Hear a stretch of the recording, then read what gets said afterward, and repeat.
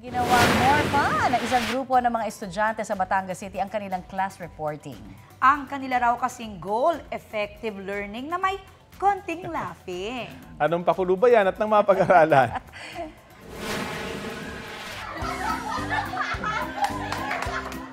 Ayan, in their puppet mode ang mga estudyanteng yan sa pag-report sa harap ng kanilang klase.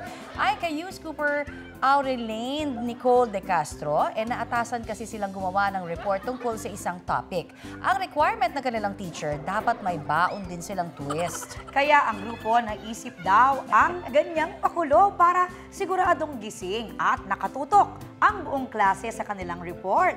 Ang ending, tutok sa kanila pati ang netizens. Super natuwa naman daw ang kanilang teacher sa kanilang pakulo. Hindi pa nga lang nire-reveal ang kanilang grado. Kung online naman ang pag-uusapan, ay mukhang pasado dahil may mahigit 3.1 million views na ang video na yan. Ala, Trending!